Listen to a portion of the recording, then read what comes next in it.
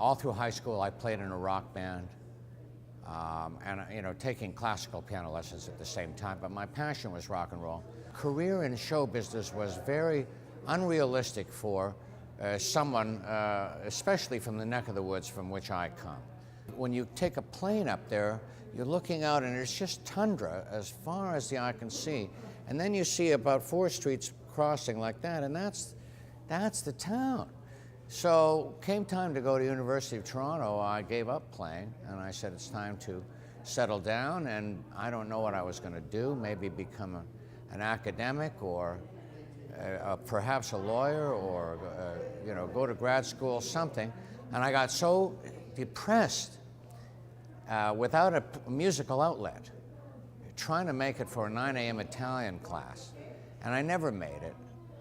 And if I made it, I'd have to come right back at 10 and go right back to sleep. I was exhausted all the time.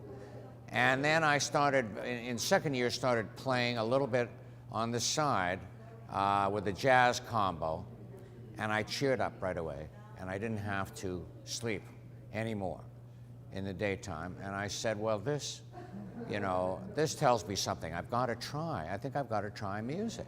At least try it. And I made this deal with my dad. Let me take my degree up to 3 years, which you could do at that time, and go into show business and see what happens. Take a year, and if I'm starving in a year, I'll go back to school.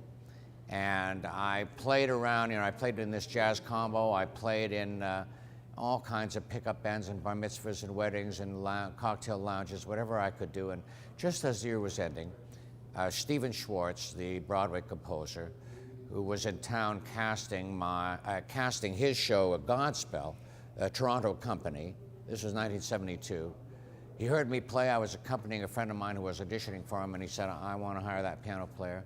And like Lana Turner and Schwab's, my life changed like that, and before I knew it, I was conducting Godspell Toronto Company.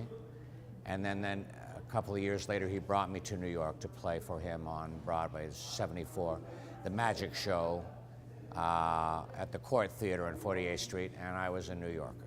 Whenever I'm asked, do you have any advice for kids who want to get into music or who want to get into entertainment, I always say the same thing.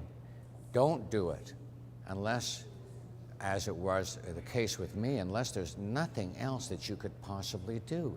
And that was my situation. I was in college trying to live the straight life. It wasn't working. I was exhausted all the time. I started playing a little bit. I cheered up. I said, I've got to do it. I think that if there's anything else you can do, you should do it, because there's so much frustration and so much disappointment involved in trying to get into show business that you probably will end up doing something else if you can. So that's, there's my advice in a nutshell.